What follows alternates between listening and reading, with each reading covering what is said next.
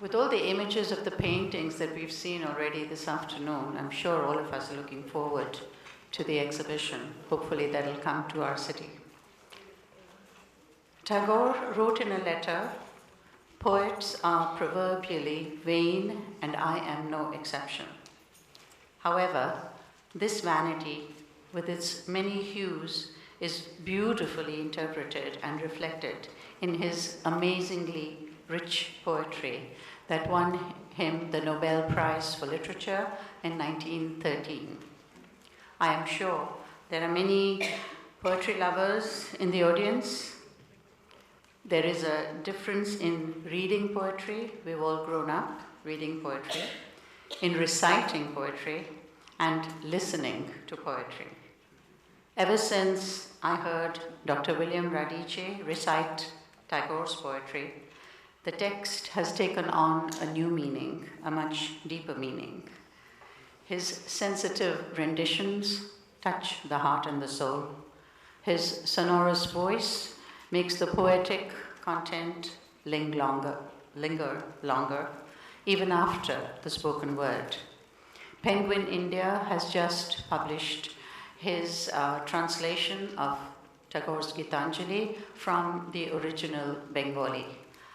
We are honored Dr. Radice from London University is here to share his insight into the poetic genius of Tagore and his presentation, Tagore and Yeats, a Reassessment. Dr. William Radice.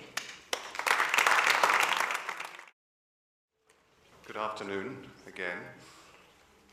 On the screen, I put the last page of the manuscript of Rabindranath's own translation of Gitanjali, his most famous book. This manuscript is kept here in the United States in the Houghton Library at Harvard. It's known as the Rothenstein manuscript because he gave it to his friend, the British painter William Rothenstein, when he came to England in 1912. You can see that there's a number top right, 83 in Bengali script. This is the last poem. See the content of it. Let all the strains of joy mingle in my last song. And at the bottom he has a very clear line and squiggle indicating shesh. This is the end of the sequence. Yet this poem, in the standard text of the English Gitanjali, which many of you will know, is number 58, not number 83. So this is just one example of a difference between the manuscript and the published text. And there are indeed many differences. And this is the subject of my talk today. Because one wants to know why there should be so many differences, why and how this happened. And in order to understand and answer that question, one needs to consider the relationship between Tagore and W.B. Yeats. The first thing to say about the relationship between Tagore and Yeats is that Yeats had an enormous impact on Tagore's international career. Without his imprimatur in 1912, the introduction that he wrote for the India Society edition of that year, which was used again by Macmillan in February 1913 and in all subsequent reprints and translations of the book, Tagore's astonishing success with readers and critics and the Nobel Prize for Literature in November 1913 would probably not have happened.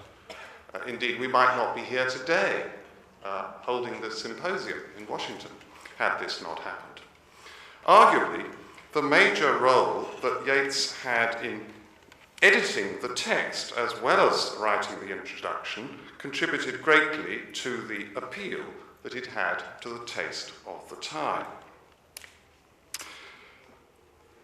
But I want to ask whether Yeats's backing and editing for all their initial success were a good thing in the long run. I've called this talk Tagore and Yeats, a reassessment, but I don't want to suggest that there has been an established way of looking at the Tagore-Yeats relationship, which my own recent book, just published by Penguin India, has dramatically overturned. In some ways, the reassessment has been going on ever since Tagore won the Nobel Prize.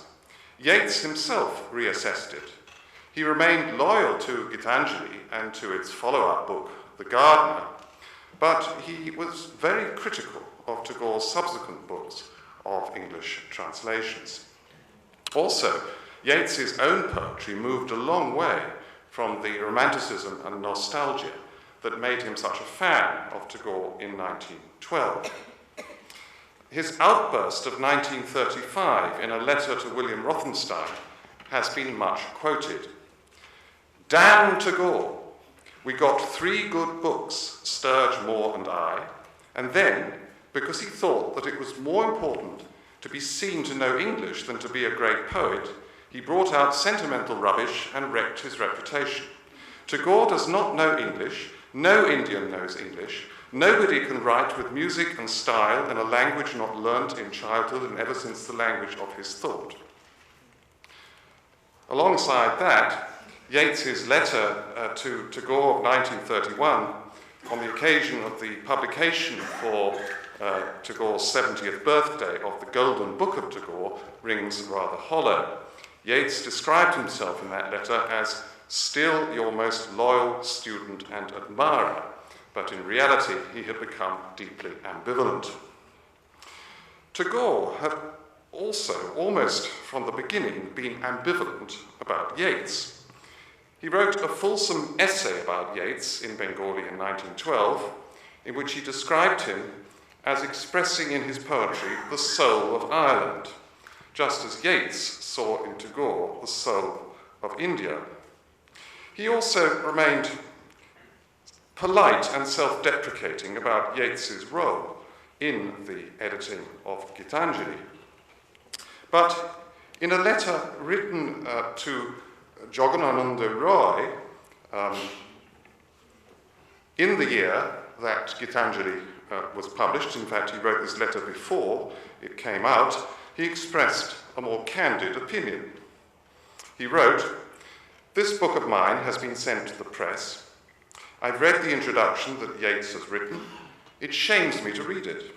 No doubt it decks me in invaluable ornaments, but they are what one would call excessive ornaments."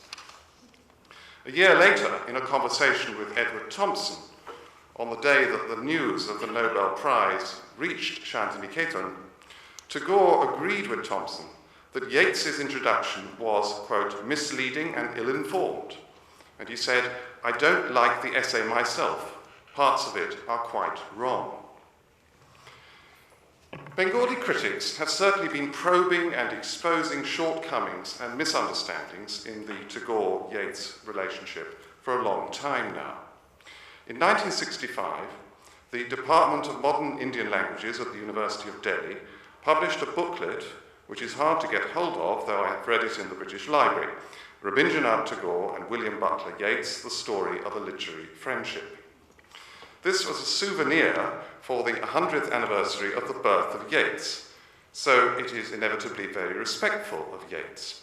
It includes Tagore's essay of 1912, translated from Bengali, reproduces Yeats's introduction and other writings by him on Tagore, such as his preface to The Post Office, and has an interesting interview with Yeats by Avinash Chandra Bose, conducted in Dublin in 1937.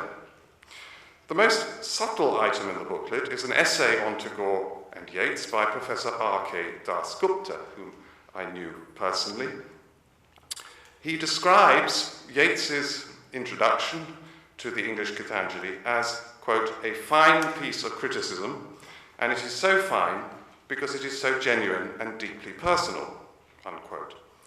He must have been aware of Yeats's later disillusionment with Tagore, but points out that Yeats's Oxford Book of Modern English Verse, published in 1936, includes 7 poems by Tagore, suggesting that it would be an error to imagine that Yeats would be indifferent to Tagore's poetry in the last years of his life. Those are his words. However, he also notes that the 7 poems are selected from 2 books published in 1913, not from later books.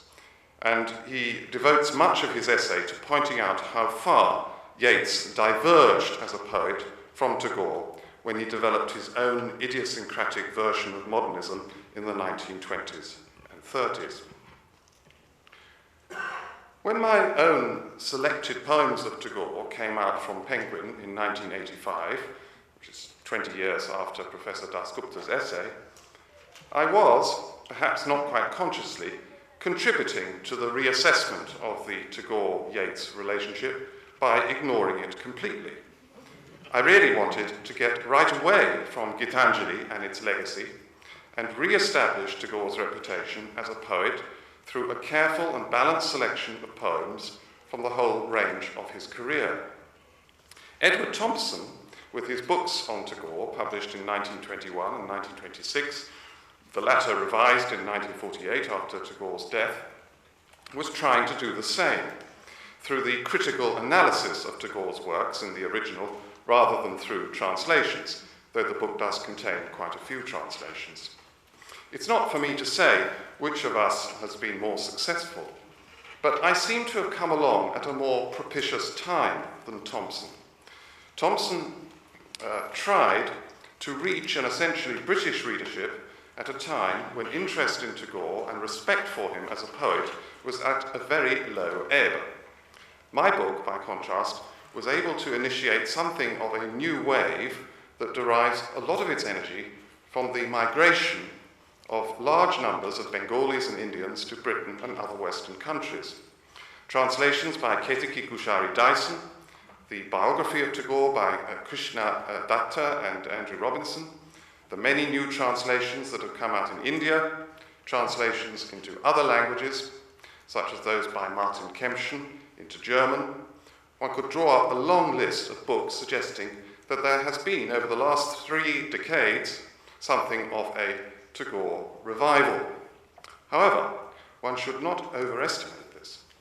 I'm well aware that in Britain, at least, we still have a very long way to go in making Tagore fully credible as a poet and writer to the mainstream media and the formers of current literary taste.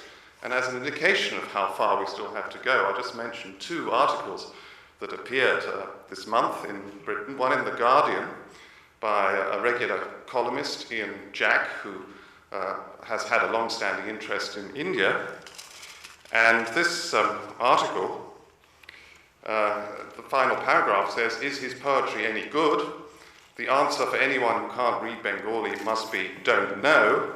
No translation, according to Bengalis, lives up to the job." And then he goes on to say, "Perhaps the time has come for us to forget that Tagore was ever a poet and to think of his more intelligible achievements." And then in the Times Literary Supplement, just a few days after that, the notebook column on the back of the Lit Sup, if you see it, this short article begins with the rhetorical question, "Who reads Rabindranath Tagore now? Not many, it is safe to say. Yet a century ago, Tagore, whose 150th anniversary falls this year, was all the rage."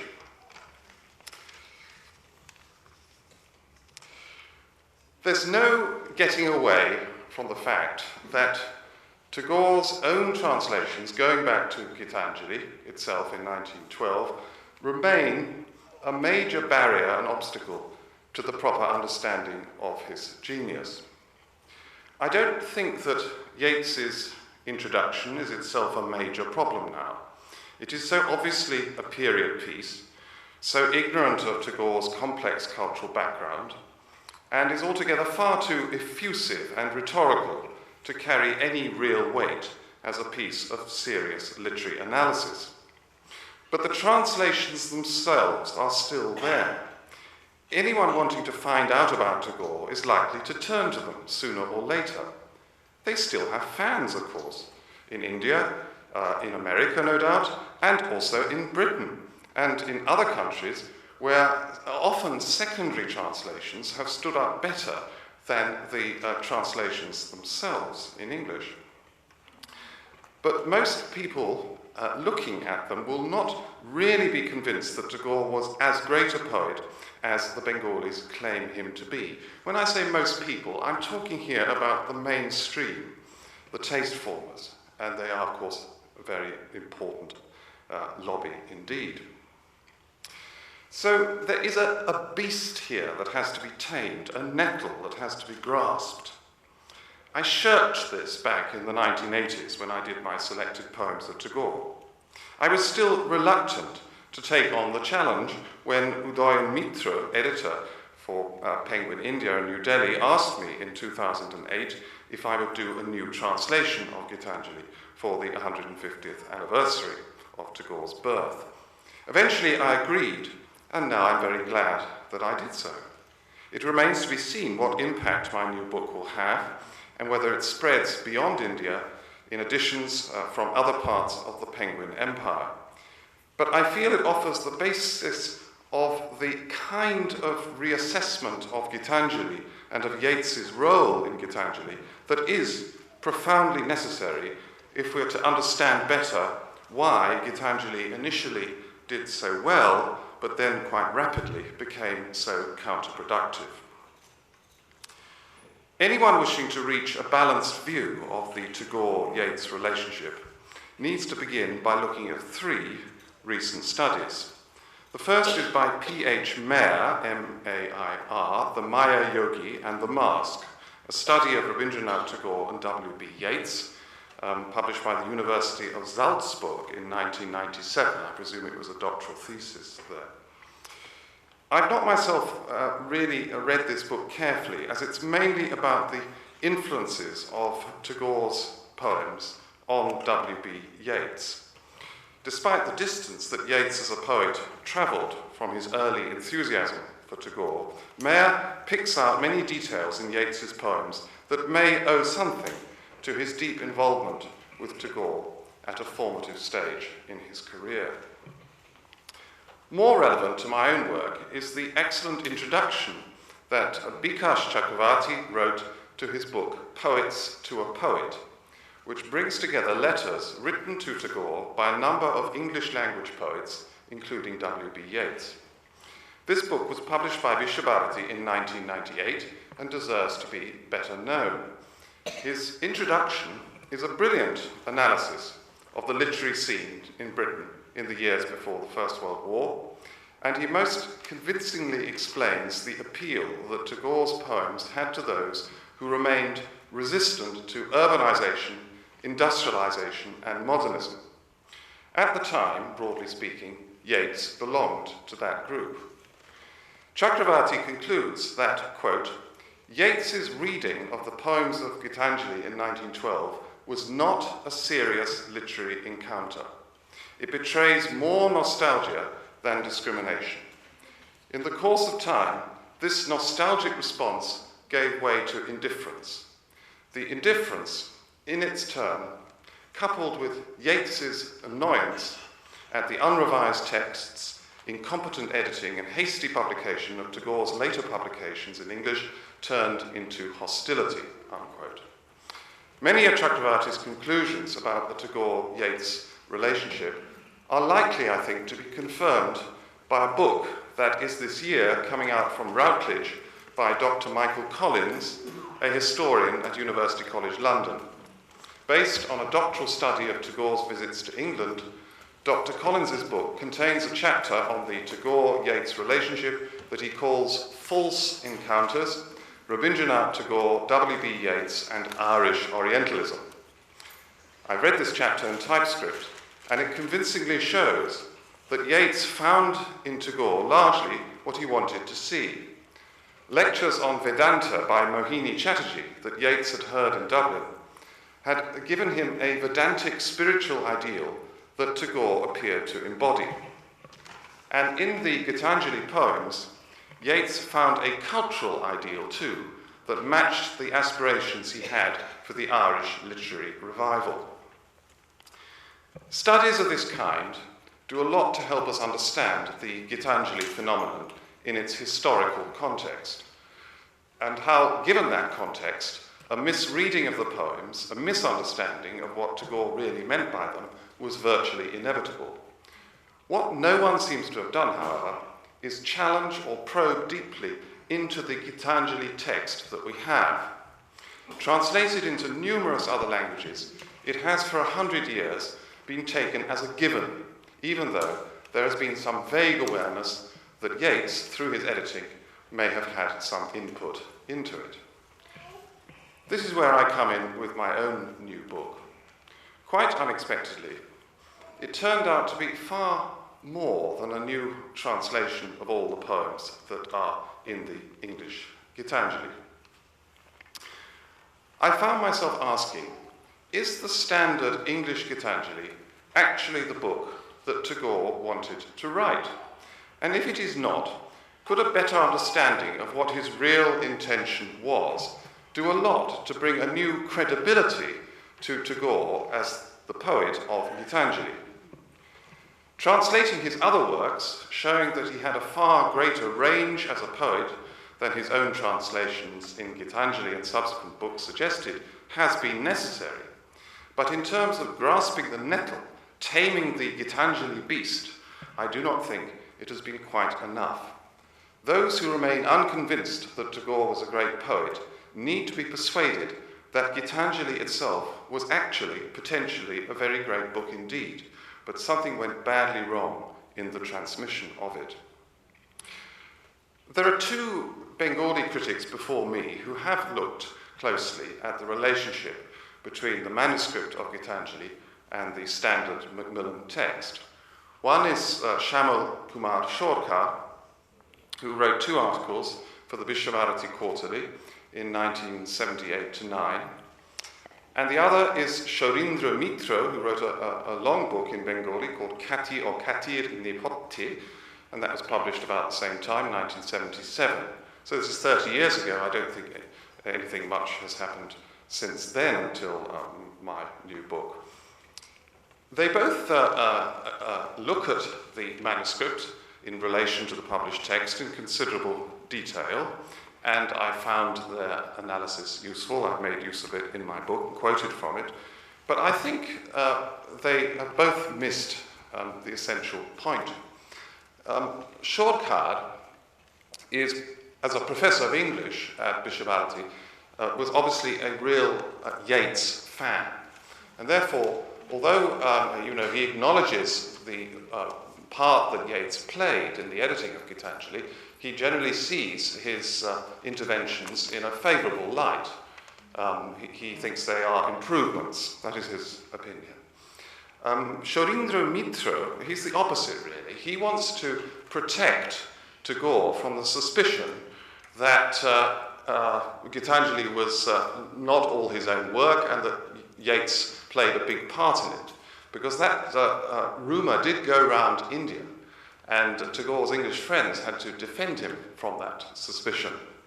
So Shorindra Mitra, in his book, and he devotes some 60 pages to writing about the manuscript and its relationship to the standard text, he argues that the kind of differences that are there are on the whole relatively trivial, and that Tagore himself could have made them.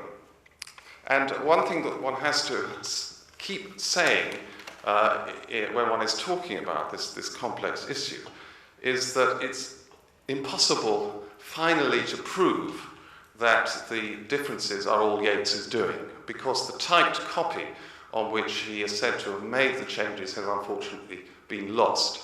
But all the circumstantial evidence and Yeats's own claims about his role in the matter indicate that either he made the changes himself, or if they were made by other people, he approved them. He took control of the proofs and virtually said, this is my book and I want other people to keep out of it.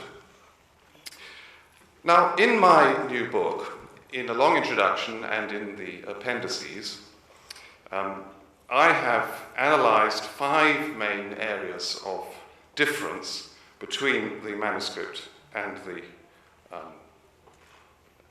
published text.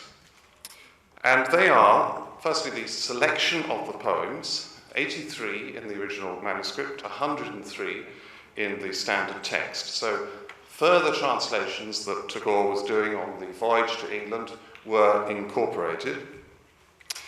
Secondly, the sequence, which is totally different. It's a totally different sequence.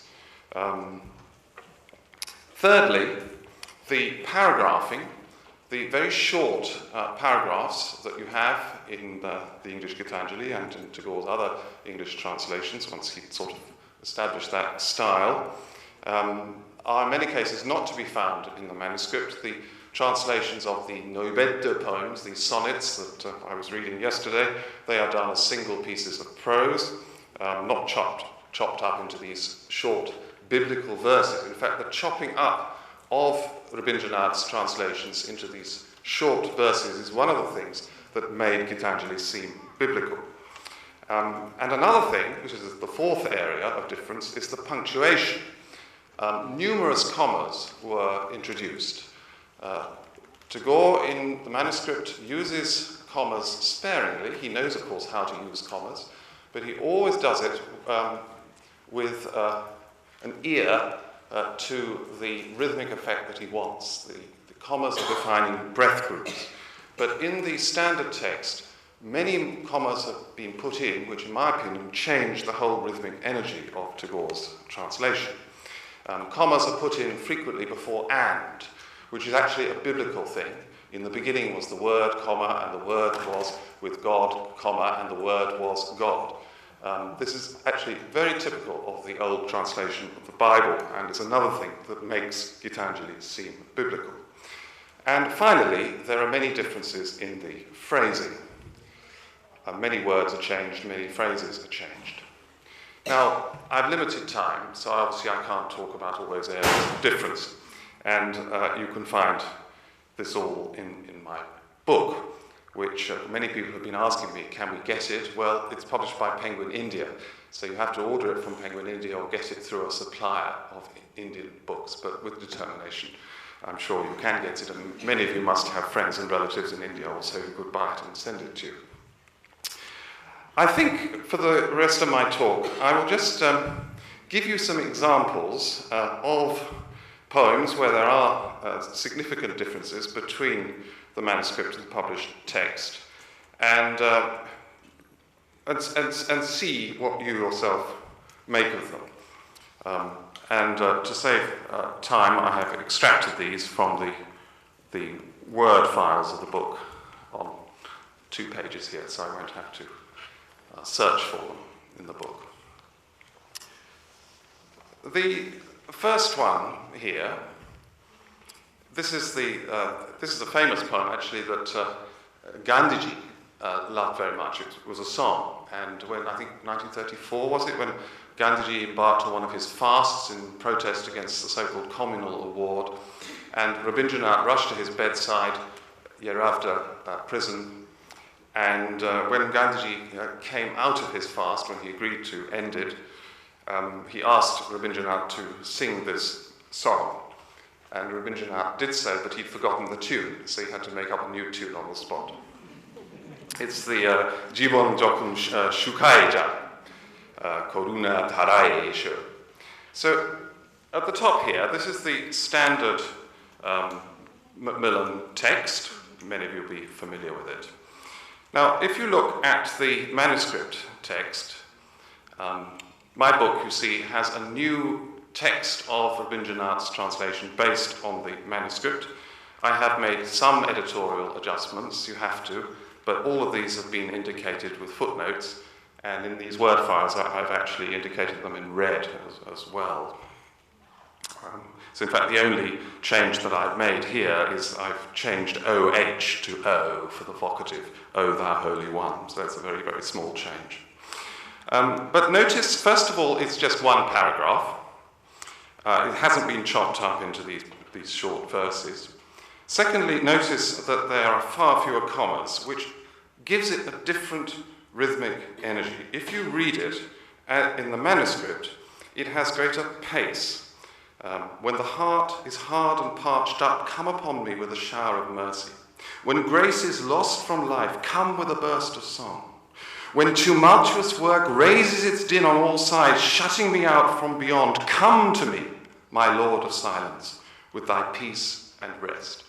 I love that. I love the build-up, the way it lengthens. And that third one, you have to take a breath to get it all in. But that's deliberate. It gives it speed and pace and energy.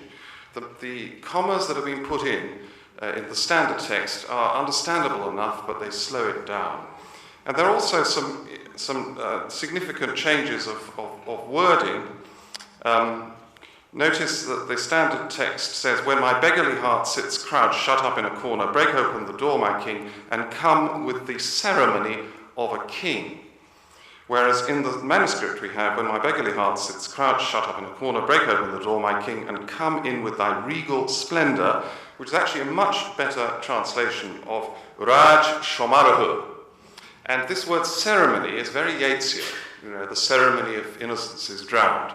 And the way he has that rather feeble repetition of king, where Rabindra has carefully varied his vocabulary. He's got regal splendour. He hasn't got king twice there. And ceremony of a king is not such a good translation because it's not necessarily big. But the whole point about the Raj Shomarahu is that it is big and splendid.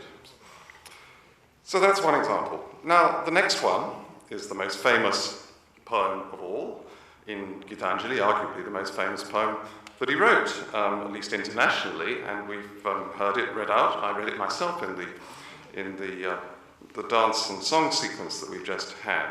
This is the famous translation of Cheetah and Boyish. Now, notice again that the standard Macmillan, just have to move it down a little bit. Sorry.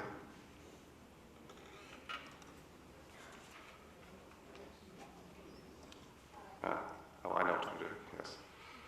Right.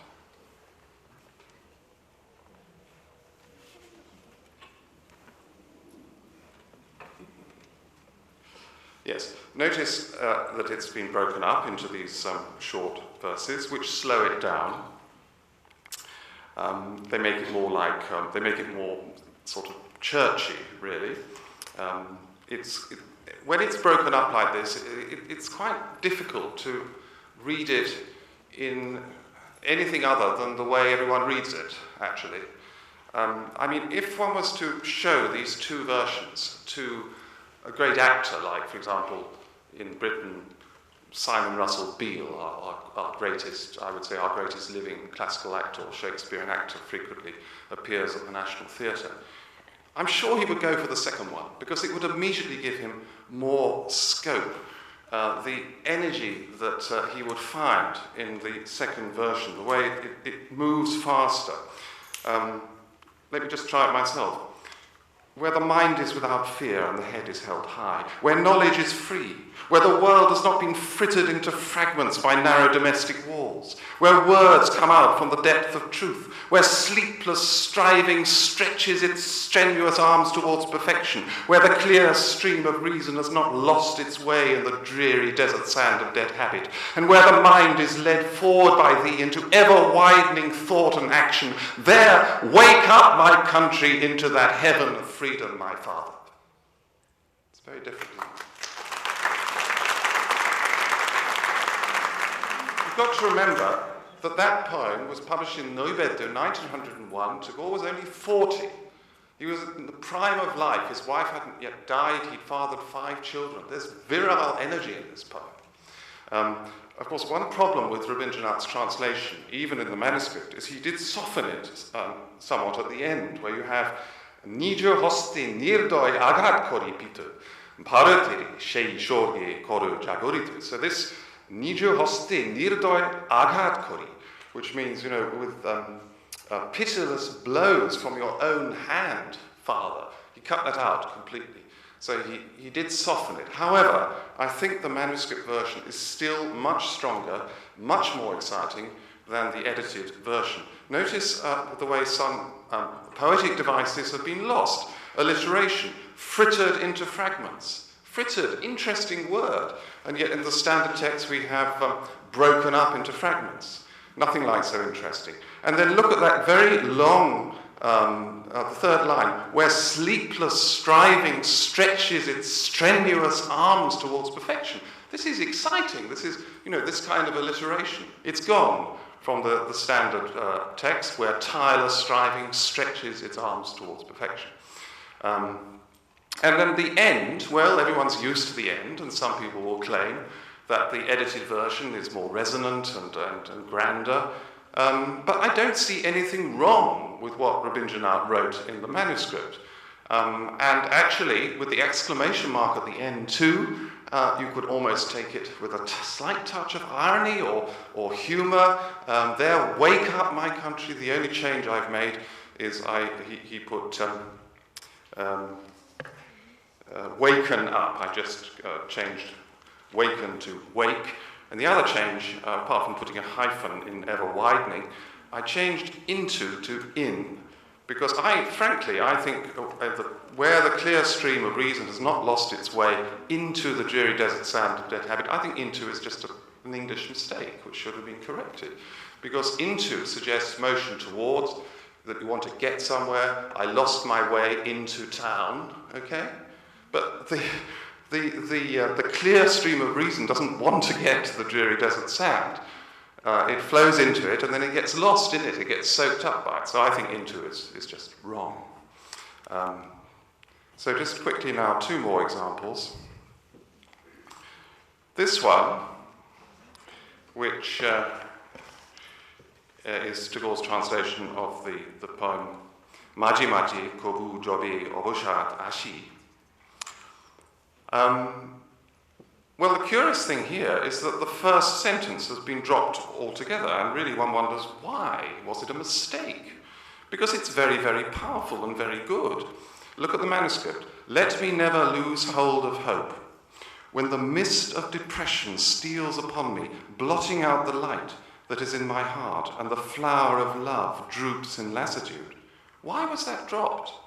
Was it, I don't know, was it a mistake, or did Yeats somehow feel that this serene poet who people compared to Christ shouldn't be talking about his mist of depression? I don't know, but it seems to me that for modern readers, to have this poet writing about his depression and struggle with depression makes it, of course, much more meaningful and much more relevant than it is without that first sentence. I think the revised version has nothing like the same power or interest. The only change I've made is just putting a definite article before mist, when the mist of depression. And I did also change thine to thy, because generally he sometimes gets this wrong. You use thine if the following word it starts with a vowel, and thy if it's a consonant. Well, finally, this is, well, some people know about this, so it can be described as quite a notorious example, and it's a shocking one, actually. And there's quite a long story behind this.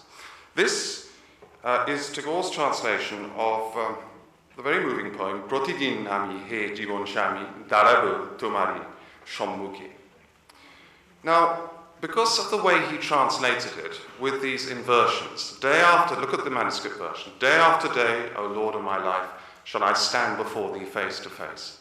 With folded hands, O Lord of all worlds, shall I stand before thee face to face. Now that inversion is perfectly acceptable. It's a Germanic construction. We have it in poetry. We have it in ordinary English too, in sentences or phrases like, never have I seen such stupidity. It's this Germanic reversal that you get of the subject and the verb when you have an adverb at the beginning of the sentence. If there's no question mark, you don't take it as a question. Well, Yeats, again, one has to assume it was him, because of the inversion, assumed it was a question. So he put question marks after each sentence. Day after day, O Lord of my life, shall I stand before thee face to face? Question mark. So after each sentence, a question mark was put in. That was in the edition of 1912, the edition of 1913, all the editions up to, I think, 1951, a reprint after the Second World War, of the Macmillan collected poems and plays of Tagore. Rabindranath himself didn't find out about it, he didn't notice it. It wasn't pointed out to him, this error, until an Englishman called John Rashray turned up in Santiniketan in 1938. He was very keen to meet the great man. He was a big fan. He met Omyo Chakraborty, and through him, an interview was arranged. And this is very movingly described in an article that he wrote for the Vishwavarati Quarterly, which I've reproduced in an appendix in my book, because I think it's such a lovely and moving article. So anyway, Mr. Rashray arrives, Rabindranath is there on the veranda, Omyo is there, and Mr. Rashray says, you know, I've always loved Gitanjali so much, but I've also been puzzled by this one, number 76. Why these question marks here? And Rabindranath looked at this, and then he looked at Omyo, and they looked at each other, and they both then spontaneously broke out into the Bengali. They remembered it. Protidin ami he jibon chami. Darabu tomari shomuki. It's a song, isn't it? So they broke out into it. And Rabindranath looked at this text, and he was really, really shocked. He's an old man. He said, but these question marks should not be here. And then Omyo said, so this means that every edition has been reproducing this error. You see, it was really shocking for him because it turned a poem, which is actually an affirmation of faith, or at least a determination to have faith, into a poem of doubt and skepticism. Of course, he could write poems of doubt and skepticism, but this isn't one of them. So he was deeply shocked, clearly, and this is very, very beautifully described in this article by John Rashray. Well, it wasn't sadly corrected until after the Second World War, after Rabindranath's death, so you never saw it corrected. I haven't checked with secondary translations, but I'd be prepared to bet that all the secondary translations that were done will have faithfully reproduced this error. It's awful. And although Macmillan eventually corrected it, someone must have pointed it out, maybe Mr. Rashray himself wrote to them. Sadly, with the expiry of the copyright and all the new editions that have come out, it's come back in again.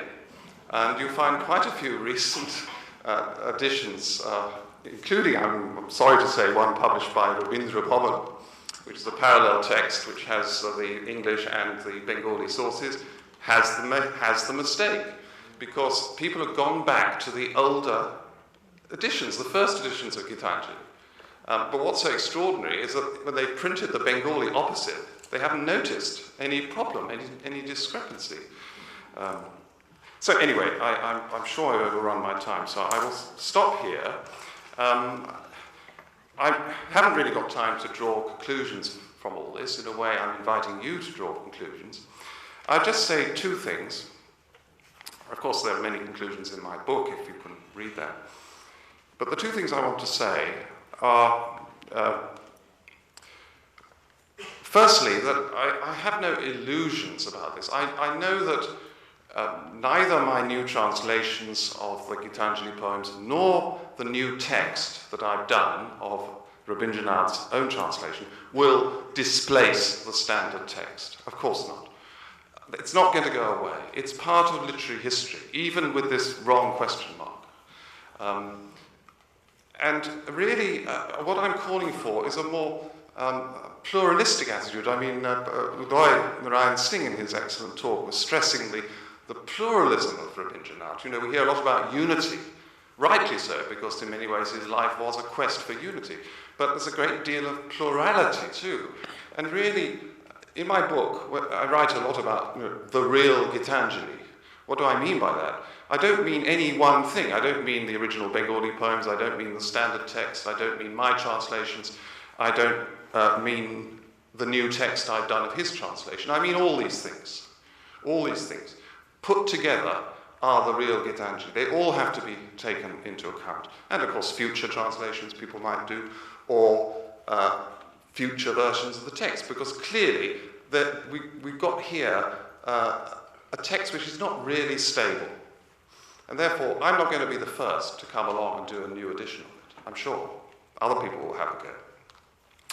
The other point I want to make is that it seems to me that through doing what I would like to call the archaeology of the text, going below the surface, trying to understand why it is as it is, this actually may seem like a dry and pedantic exercise, but actually it takes us much, much closer to the man who created this work in the first place. And this is what I found through doing this book, through looking at what happened to translations that actually he cared deeply about, which he took a lot of trouble over, which he carefully put into a sequence which I consider to be a very coherent sequence, whereas the standard sequence is just a jumble.